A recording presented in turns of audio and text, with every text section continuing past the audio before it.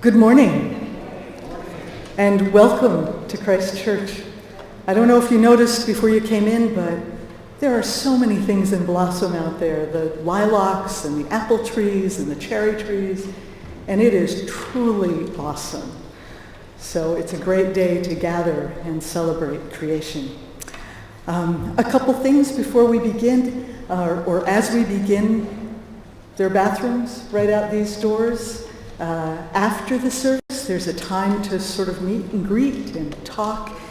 Fellowship time will be out these doors and to the right. Follow the crowd. There will be some light refreshments. Also, if you feel so inclined and would like to contribute to the life and ministry of this church, there are offering plates here and in the back. Those do get brought forward later in the service, but we don't pass the plates here. So if you feel like you'd like to, you can contribute. Today is also Native American Sunday, so there are envelopes in your bulletin, a special offering. We'll talk more about that later as well. And so now I did want to say who else is involved in the service. In the tech booth, we have Dave McDonald and Christine and Emily.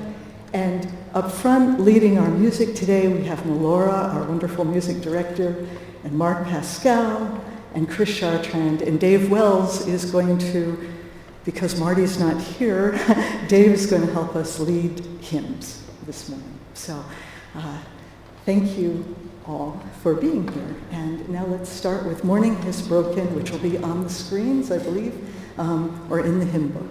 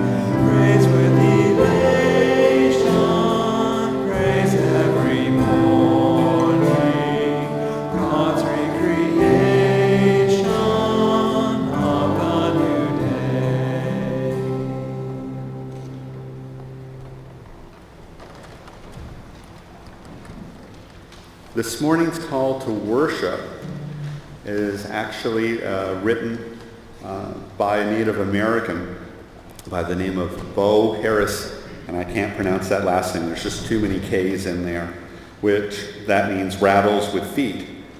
She's a member of the Turtle Mountain Chippewa and the Spirit Lake Dakota tribal groups, and she's also attends the St. John's UMC in Seaford, Delaware, of all places. So she's relatively close. So, in the springtime, I am rebirth, a mere leaf on a mighty tree, nourished by Creator God. I am leaf. In the summer, I simmer in the daylight sun and welcome the cool breezes of the evening. I rejoice in my creation, my Creator, and my relationship with all living things. I am leaf. In the fall, I feel my nourishment being drained, and I cry out in a pleading breath, "Where are you?" But in the depth of my connection to my Creator, I know God shall rise me up again. I am In the winter, I am no more. As a seed, I am dormant. But God is, always has been, and always shall be. And at my Creator's hands, so shall I.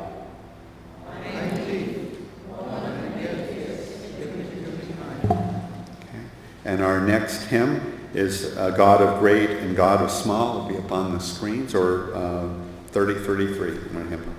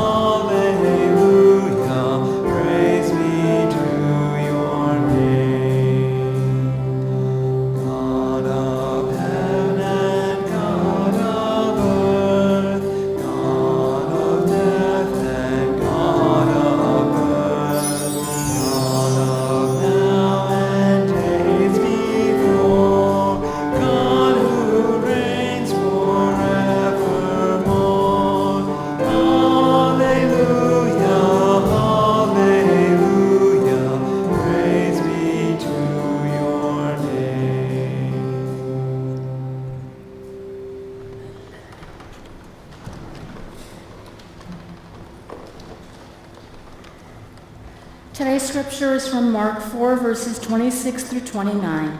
Then Jesus said, "This is what God's kingdom is like. It's as though someone scatters seed on the ground, then sleeps and wakes night and day. The seed sprouts and grows, but the farmer doesn't know how. The earth produces crops all by itself. First the stalk, then the head, then the full head of grain. Whenever the crop is ready, the farmer goes out to cut the grain because it's harvest time."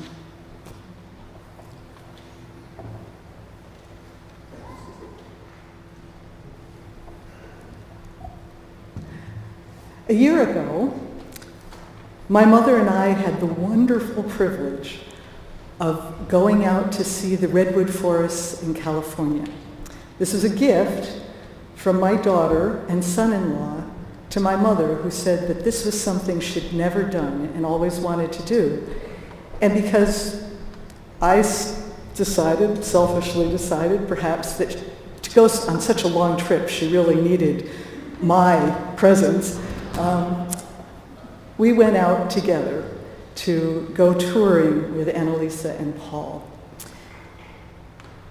The redwood forests, particularly those north of San Francisco, which are the ones we went to, so spreading north up almost to the border of Oregon, are awesome.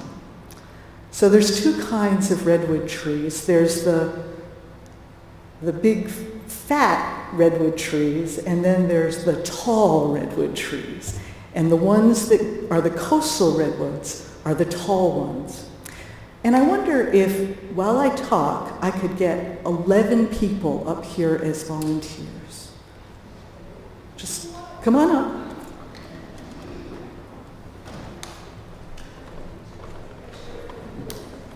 We need some more. Okay. So I want you to stand in a circle, wingtip to wingtip. Yep. Just go like this. You don't have to hold hands. It's wingtip to wingtip. Are there 11? 1, 2, 3, 4, 5, 6, 7, 8. We need 3 more. Chris, come on in. Melora, you want to join? Okay.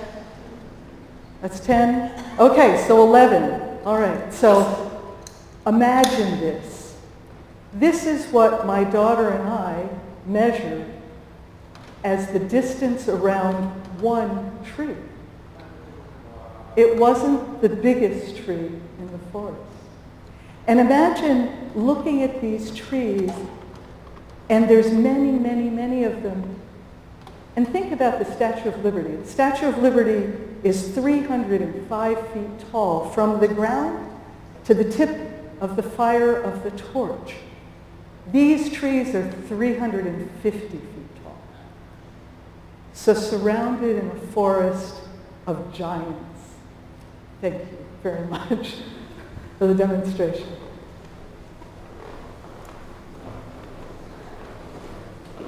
So as we listened to the scripture today, imagine those giants. And what we know about the redwoods is that around 1848, the time of the gold rush, there were a lot of Eastern businessmen who saw not the gold in the ground, but the red gold of the forests. Today, 95% of the old-growth forest was harvested. People who saw something, seeds that had been planted 2,000 years ago, and they thought the time was ripe for harvest. And so we now have just 5% of the old growth, and much of that is in publicly held land or owned by lumber companies or held by a lot of individuals. And what we know now is that about 34% of the forest is publicly held, and the rest, another large percentage, I think about 30%, belongs to some lumber companies, and the rest is mostly being protected by private individuals. So I wanted to talk to you about that and about that distance between the seeds that are being sown, and they kind of grow on their own without us knowing really the magic of what happens to make them grow, but then we're there for the time of the harvest. Today is Native American Sunday, so while we talk about climate justice, we are also celebrating today Native American heritage and what it means to us and for the United Methodist Church, and what it means for us as we go ahead in this great creation of God's. So, a thing you should know, there are 566 federally recognized Indian tribes in the U.S., and I say Indian advisedly, and that is because we still have a Bureau of Indian Affairs,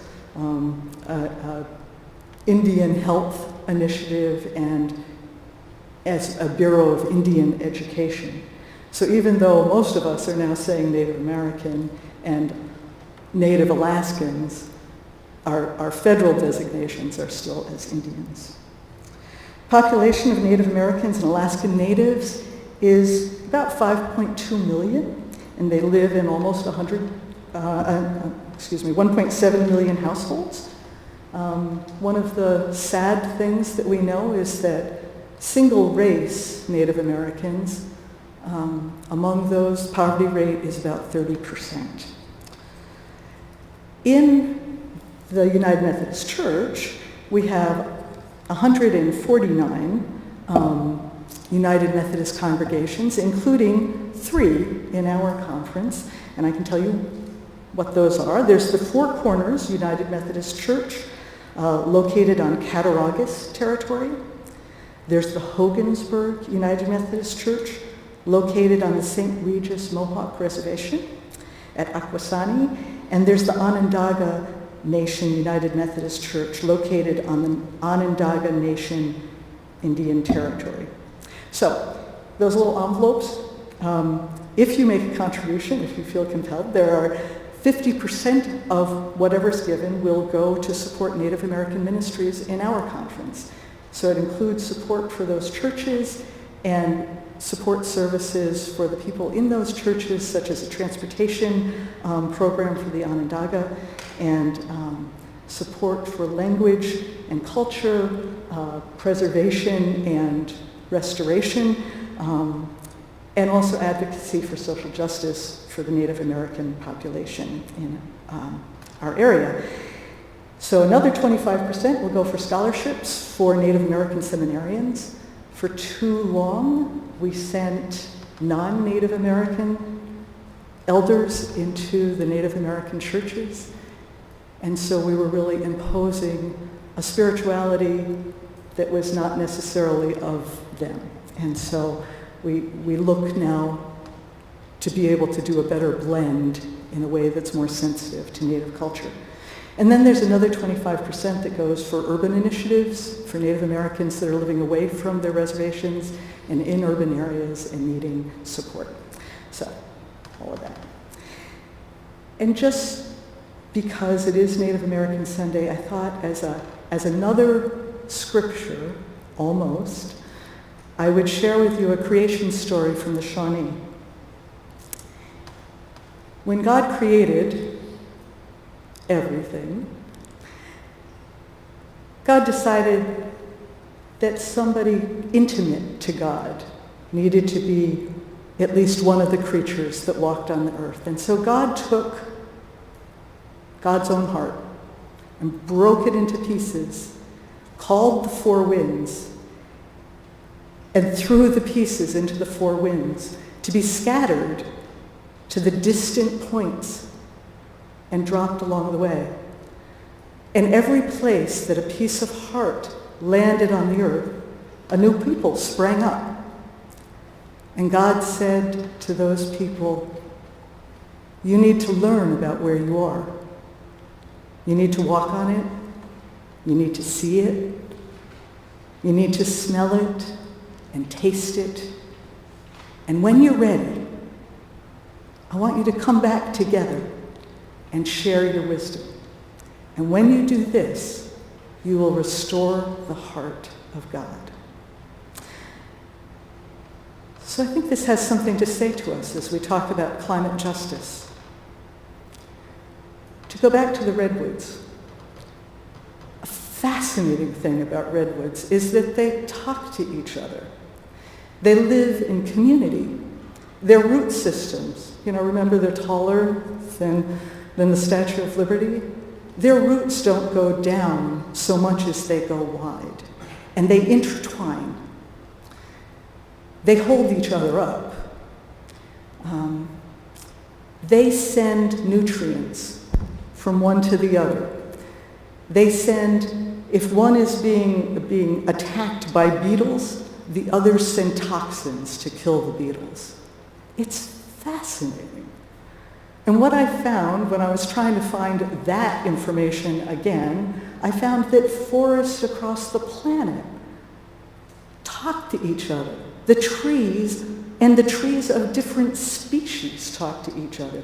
They communicate through an underground network that's not just their roots, but it's also something called mycelium that's, you see mushrooms in the forest, and the mushrooms create that original internet. Beneath your foot, there can be miles of connections, all compressed into a layer called the white mycelium, and they communicate with each other about their needs. And they've found that different species send nutrients, send toxins, send defense mechanisms to each other. Why does that have any bearing? It has bearing because of how we've treated the earth and the things that we can learn if we just look more closely and we can learn to manage better. For instance, lumber companies in California and across country and in Canada and every place else developed a practice of clear cutting. Cut everything, drag it out, turn it into lumber and sell it. For the redwoods, obviously, the forests are gone, and the lumber and the jobs that come from lumber, the cutting has had to decrease because there's nothing to cut. So even though now there are second growth forests, there's a lot of the hundreds of logging companies are there no more. There's just a couple, and the jobs that were there are all gone too. So I want to tell you about one company in particular called Pacific Lumber. Many of you may remember that in the 90s, there was a hostile takeover of this family-run, environmentally sensitively run company that didn't believe in clear company. There was a hostile takeover by another organization, and the CEO who was sent in all of a sudden had about 70% of the remaining privately owned old growth redwoods, which he said he really believed in the golden rule. The person who has the gold rules. He cut. When they dragged things out, the soil washed into the creeks, killed the salmon population. It destroyed the old growth and the new growth coming up. A thing to know, too, about redwoods is they reproduce mostly by cloning. So new growth redwoods have ancient DNA. 80% of the repopulation of redwoods is based on cloning. So if you remove the forest floor, you remove the potential for regrowth.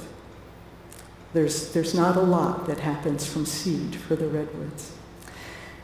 So again, why is it important? Back to the mycelium and the Internet of trees, there are mother trees, the nodes of information back and forth. Those are the oldest growth trees. They support the young. They support trees of all species know their own kin and communicate more with their own kin, but they support the other species. It sounds crazy, doesn't it? It's just fascinating. But the thing is that if you know this, it changes the way that you manage the forest. So you can still cut in the forest, but you preserve the old growth because that's where most of the communication is. You preserve the hubs. You preserve the diversity of the forest. If you replant, as some have, they say, oh, well, we're replanting. But if they replant all with a single species, it's more vulnerable. It doesn't have the same quantity of defense systems. And it's all the same age, so it all, there's not an understory and an upper canopy. With the old growth forest, and this is something that I was thinking of today, because how many of you here remember Joe Ingram? He was a pastor here when I came here, and just a wonderful man, a giant of our community. And I was thinking of him as I thought of this. With the redwoods, they're very vulnerable to high winds. So what they found is that the mother trees get to a point where the younger trees are held back only by their lack of sunlight. And often what happens is that the mother tree will topple. It'll still be alive, it'll still provide nutrients. But because its place in the canopy, they've made a place in the canopy, the sunlight comes through to the young.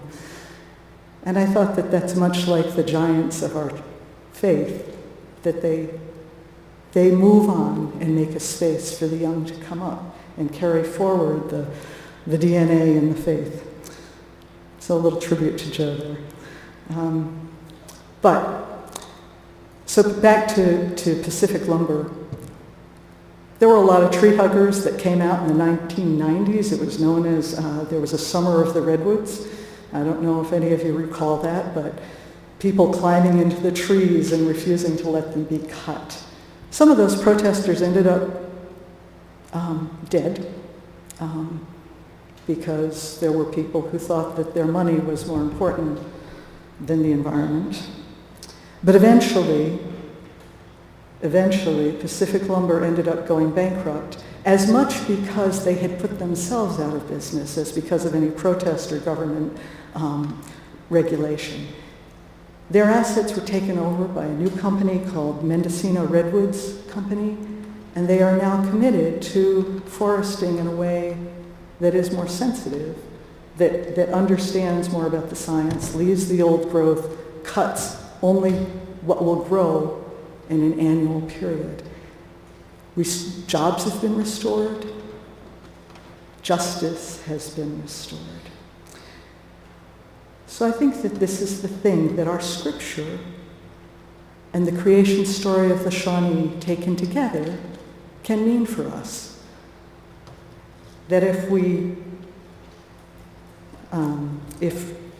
work together, if we take the knowledge from other people and put it together with our own and with that of science and with everything we can bring to it, we can create climate justice that's sustainable and that serves us and God's creation and creates a future. So now, I would like to, let me just find my bulletin. I will tell you that last night, it's just a little aside, an interruption in the surface, I don't know. But last night as I was sort of putting finishing touches on what I might say to you today, I needed to go take the dog for a walk. And I got partway out the door and realized not only did I not have my keys, I didn't have the dog. So forgive me if I seem a little scattered. Where's the inside of that? There it is. Okay.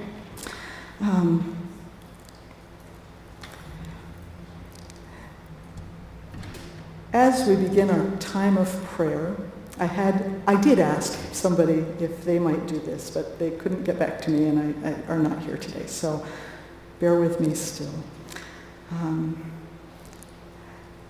Could we be in an attitude of prayer? Gracious and Creator God,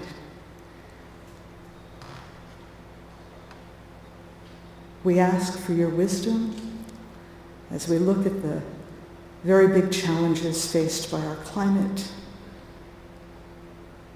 and by our earth, and by all of creation, that we might do what we can to restore it, to listen to each other, to work with each other, to collaborate. We ask your blessings on those that we have listed in our bulletin, the members of our congregation who need healing, kind words and good thoughts and encouragement. We ask for Roger as he faces hip replacement, that you'll be with him and with Lee and with their family, and especially with the doctors as they handle this process. We ask for the continued recovery of Marge, and support and healing for her family as they tend her and pay attention to her needs. We ask for healing and peace for the family of Joe Ingram. We ask for healing for the world, for awareness on the part of our politicians and our business owners, that they might understand that there are good ways to deal with the earth, and poor ways that are not sustainable. We ask for your guidance that we will be shown what we can do to help effect a more sensitive and better direction for our interaction with the earth. And finally, we ask that we might be in right relationship with those around us, including those who were here first, our Native American brothers and sisters. Amen. And now, we didn't put this in the bulletin somehow, but it is a key part to what we do. And so I'd like you to stand if you're able and offer each other God's peace.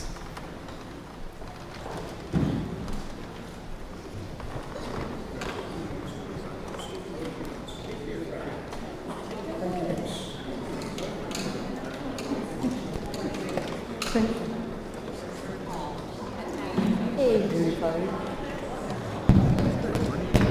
Yeah, I love this. I don't often see you in a dress. It's kind of nice. How's your mom? What's that? Yeah, well, it's very nice. That's good.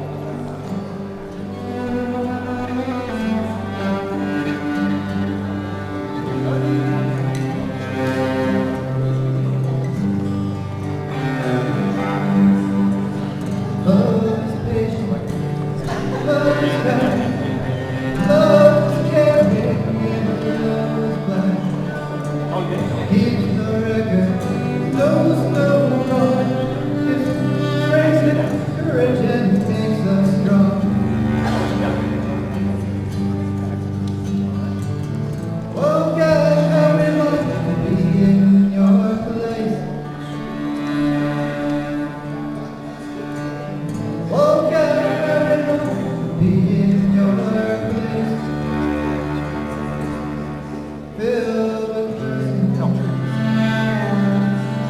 In this place, in your presence, know your grace. Love is caring, love is kind, love is patient, love is kind.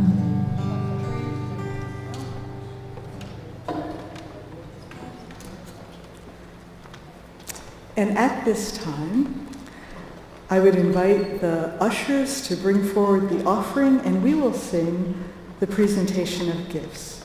Let our earth be peaceful. It'll be on the screens or in the green book.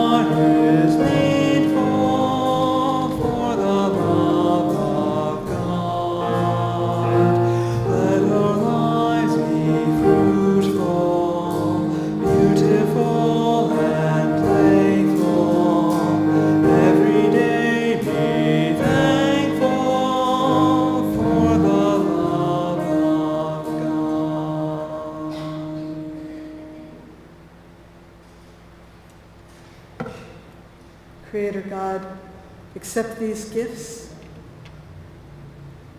for the ministries of the church, that we might restore the heart of God. Amen.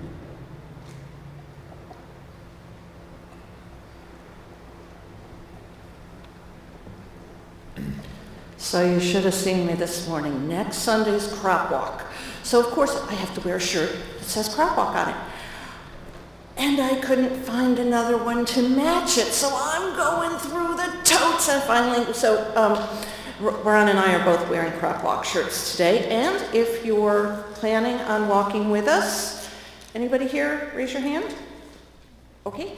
For those of you who aren't, you are? Yay. All right, that's great. If you'd like to donate, we'll walk in your stead and we'll get the exercise. And really, there are snacks they bring too in full disclosure, so we're not walking off all the calories. That'll be next Sunday, so you have to listen to me say it again next Sunday. Marilyn, I am going to remember. Marilyn is sitting back here, and she says there are openings for altar flowers for May. If you're interested and for more information, please see her. She's wearing the lovely pink and purple jacket back there. Also, it is the Sunday where she would like us to adopt plants. These plants are not spoken for. If you would like to take one or two or more, she says it's fewer she has to move, so feel free. Three other announcements. We are having a lot of climate justice classes.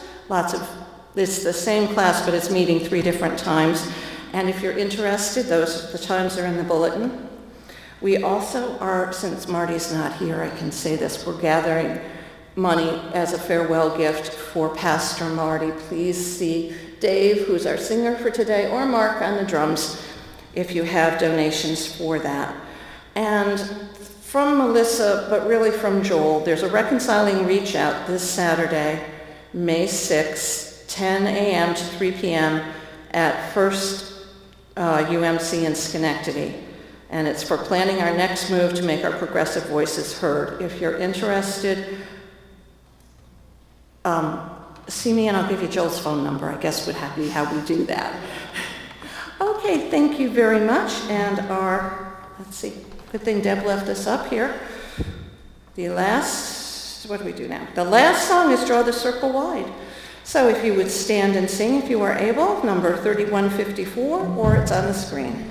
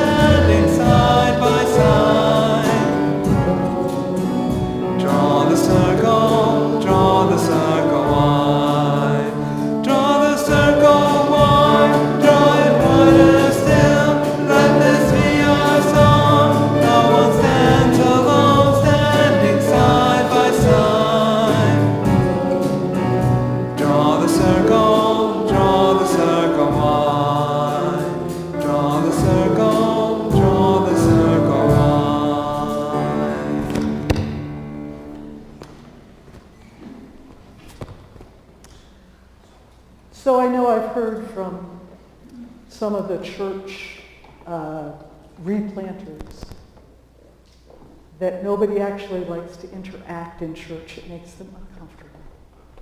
And I think what we're called to is we are obviously called to be in relationship and to interact with each other first, and then going out into the world with our neighbors and our planet. And so, feel free to reach out and touch, wingspan to wingspan, perhaps.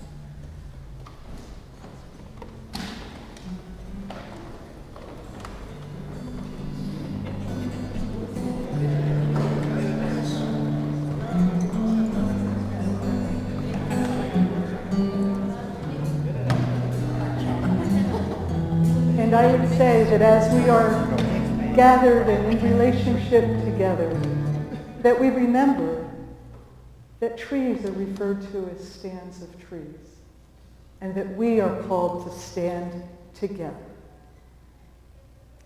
Amen. Amen.